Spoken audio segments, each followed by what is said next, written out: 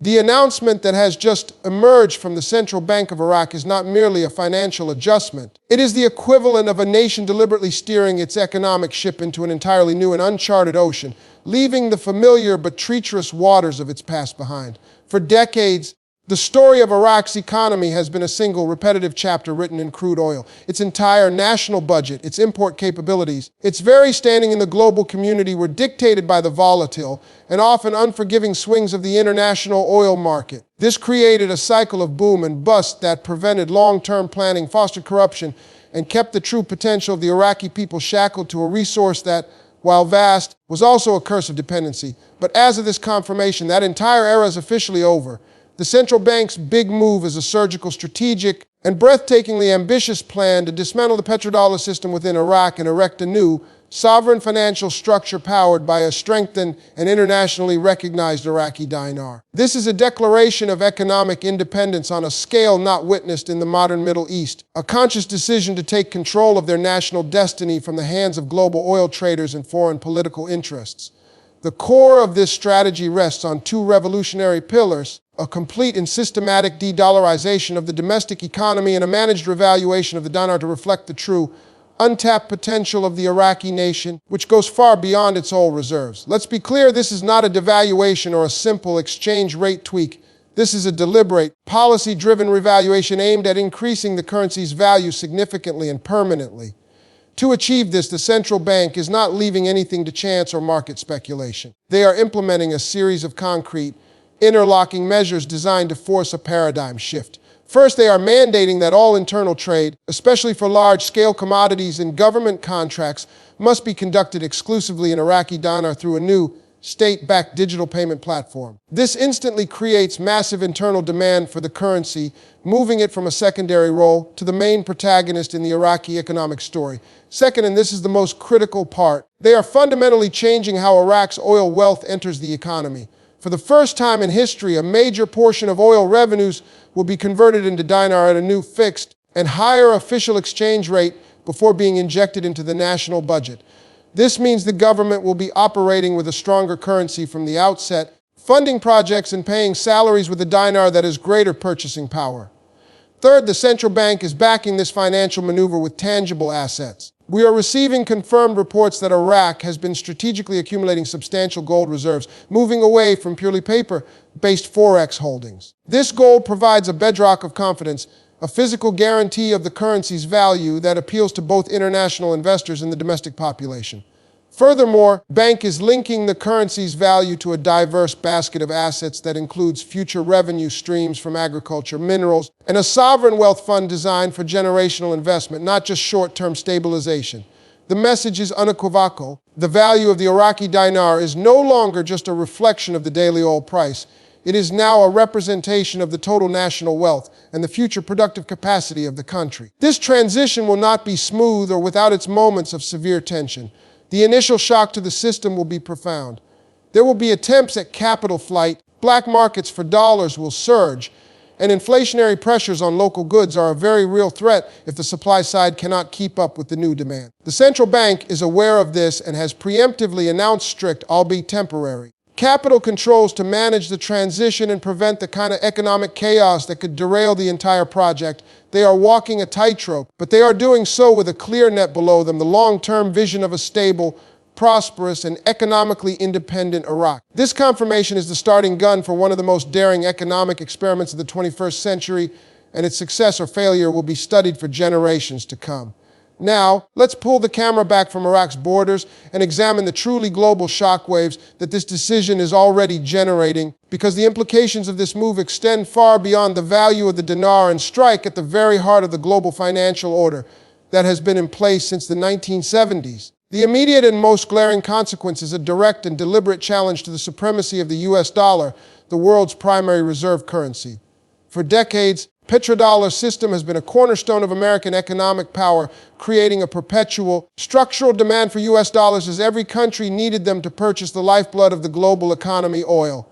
By removing itself from this system, Iraq is not just making an economic choice, it is making a profound geopolitical statement. It is declaring that it will no longer be a participant in a mechanism that grants the United States unparalleled financial and political leverage over its economy. The immediate diplomatic fallout with Washington is likely to be severe and complex.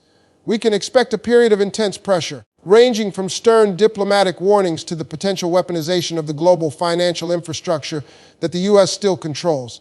Access to dollar clearing systems could be threatened, and Iraq may find itself facing new, creative forms of economic sanctions designed to cripple this bold initiative before it can gain momentum. This is the high-stakes poker game that the Iraqi leadership has just entered. However, for every action, there is an equal and opposite reaction, and in this case, the reaction is coming powerfully from the East. This move aligns perfectly with the long-term strategic goals of nations like China, Russia, and India, who have been actively, albeit quietly, building an alternative financial ecosystem independent of the dollar. For China, which has been aggressively pursuing its Belt and Road initiative and seeking to internationalize the yuan, Iraq's decision is a gift. It opens the door for massive oil and infrastructure contracts to be settled directly in yuan or even in a barter system, bypassing the dollar entirely. This not only strengthens the yuan's position, but also deepens China's strategic influence in a critically important region. Similarly, Russia, itself heavily sanctioned and eager to break free from dollar-dominated trade, will see Iraq as a crucial new partner in building a non-dollar economic bloc. The potential for a new energy corridor with transactions conducted in local currencies or a new basket of currencies is no longer a theoretical idea. Iraq has just made it a tangible reality. For the broader Middle East, the implications are equally transformative. Other major oil producers in the region, from the Gulf Cooperation Council states to nations like Iran and Algeria, will be watching the Iraqi experiment with a mixture of alarm and intense interest. If Iraq succeeds in stabilizing its economy and strengthening its currency through this de-dollarization process, it will create a powerful and attractive model for others to follow. The fear of being the first to challenge the status quo has always been a major deterrent, and Iraq has now shattered that barrier. The success of the Iraqi dinar could inspire a domino effect, leading to a gradual but steady erosion of the dollar's dominance in the global energy trade. This would fundamentally recalibrate the balance of power in the region, reducing the political influence of the West and creating a new, multipolar financial landscape where Middle Eastern nations have greater autonomy in negotiating power. The risks for Iraq are existential. If this fails, the economy could face isolation and collapse.